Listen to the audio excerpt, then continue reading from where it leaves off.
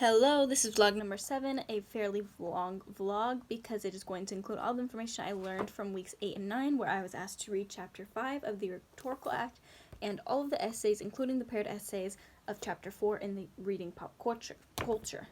So to start off, chapter 5 of the Rhetorical Act is titled The Resources of Argument. In this chapter, argument is used to refer to the process of giving reasons for or against some kind of position. So in other words, an argument for rhetorical purposes is a claim or conclusion backed by reasons or justifications. And as mentioned in vlog number 6, chapter 4 focuses on evidence, and this chapter, chapter 5, focuses on two other elements, claims and reasons. So the character of an argument is determined by the kinds of claims it makes and the conclusions it draws. So a claim is an assertion that states something without any providing evidence. It's just a statement. The reasoning process that leads to the conclusion is not explained, and it involves a logical leap or interpretation. Claims are used a lot in medical environments where physicians will draw conclusions from data that's observed, and they'll make claims based off of that. The other element, a reason, is an authorization for a leap made in an argument. So reasoning is used often in medicine and cardiology, and is referred to as a field dependent, as field dependent because it is used so heavily in these fields. So an issue is a fundamental point in dispute, a question in critical decision-making, choosing a stance, or selecting a course of action. An issue is a topic that is presented a lot in this type of argumentative chapter. There are 3 types of issues. The first one is question of fact, a dispute about what evidence exists and how it should be interpreted. So for example, questions like, does capital punishment deter others from committing murder? Or what kinds of data exist about socioeconomic status and race of executed persons? When you address a question of fact, the issues focus on the quality, accuracy, and adequacy of the evidence. The second type of issue is the question of value, so a dispute about what is good, desirable, useful, or about what is more ethical and moral. So questions of value can reflect more fundamental disagreements than questions of fact, and values arise from our basic needs, from cultural norms, and from our peculiarities and individualisticness. When arguments appeal to basic needs of cultural values or to personal achievement, motivational justifications are used. The third type of issue is question of policy, which always involves a course of action. What should we do or what should we not do? It is oftentimes related to stock issues, which arise from what a rhetor must do to make a good cause for changing current policy, or the means to achieve our goals in use. Stock issues combine questions of fact and questions of value. Our next point that is mentioned in this chapter is that invention is the process of preparing for rhetorical action. So rhetors do not create arguments from scratch. They adapt ideas and materials from research, training, reports by others, or in cultural ideas. Invention reflects the creative role of rhetors in selecting and adapting arguments and evidence in ways that are best suited for the occasion and the type of audience in relation to their purpose, and organizing it into an effective whole. So arguments can vary in accessibility, direction, and persuasiveness. There are 4 universal types of arguments. There is the more or less, which is an argument about magnitude, importance, weight, how serious or how widespread something is. There is the possible-impossible argument, which is an argument that prompts us to think about alternatives. There is the past fact argument, which is an argument that questions whether some action has or has not occurred.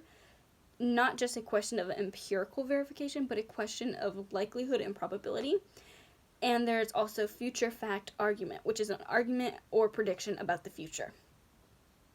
So now that you know about the 4 types of universal arguments, there are 4 types of basic arguments. So there are enthymemes, which involve feelings, a sense of identification with another person, and the ability to see evidence or emotion in another. So audiences must complete the the argumentative cues provided by the rhetor in this type of basic argument.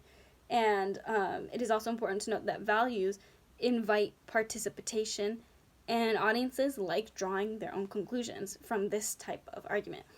The second type of basic argument is the induction/deduction, where in induction, a rhetor details examples in order to arrive at a larger claim, and in deduction, where a claim is, as presumed truthful, proceeds to document how the claim is true.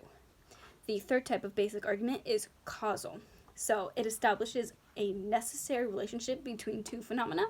And the last one is analogy, which compare two phenomena to evaluate, predict, or dramatize the rhetor's point.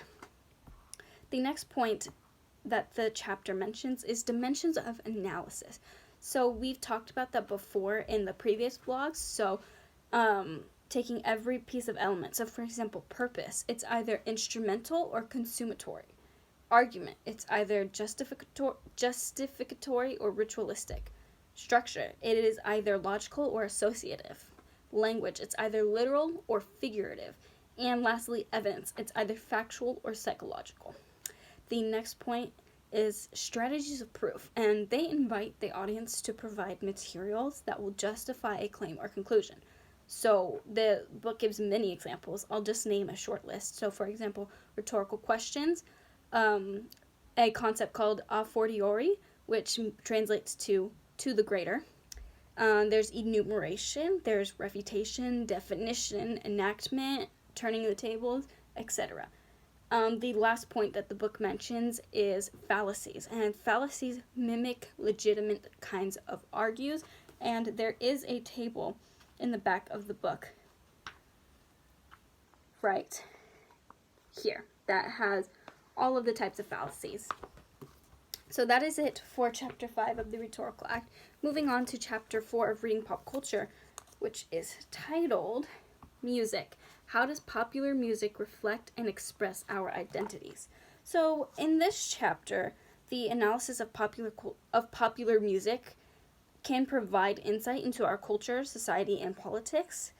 All of the essays in this chapter demonstrate that popular music makes a powerful medium for vital, revealing, and continuous conversations about art, authenticity, identity, technology, spirituality, politics, and American culture. So, within Hollander's Elevate My Mind, Identities for Women in Hip-Hop Love Songs, Hollander analyzes the feminine identity and gender relationships in hip-hop and contemporary R&B by using the discourse theory. And I'm just going to provide a short summary of each of the essays because this is already such a long vlog with a lot of information. The next essay by Wilkinson, Country Music, Openness to Experience, and the Psychology of Cultural War, analyzes the connection between personality, political ideology, and country music, and it really reflects on how it uses a lot of analogies to relate political ideologies to country music and how identity can be in a way connected towards music genre. In Anderson's Seduced by Perfect Pitch, How Autotune Conquered Pop Music, Anderson reports and reflects on the phenomena of autotune, a musical technology, and how it reflects on authenticity and how it has been used throughout history, throughout the popularity of music. In Vasquez's Riffs of Passage, Vasquez analyzes personal narrative. She mixes personal narrative as well as a cultural analysis to explore the Latino musical subculture of Los Angeles and how music can really provide meaning, not only on a lyrical assessment, but also it can help you, it can identify within you. The paired readings for this chapter provide distinct perspectives on two types of music. First, pop music, and second, indie rock. So in the first essay by Austerlitz, The Pernicious Rise of Poptimism, he explores poptimism, which privileges artificiality and popularity over traditional aesthetic standards. So he defines poptimism as an aesthetic that demands devotion to pop idols and shouts down those who might not be equally enamored of pop music. In Berman's Concerning the Spiritual and Indie Rock, Berman explores bands such as Animal Collective and Arcade Fire to suggest that their music can reawaken our collective memory of what faith and worship feels like. So, in other words, he's arguing that indie rock has a complex metaphysical fixation that seems to grab our souls and we can directly identify with it. And that is going to be all for what I learned in weeks 8 and 9. Thank you.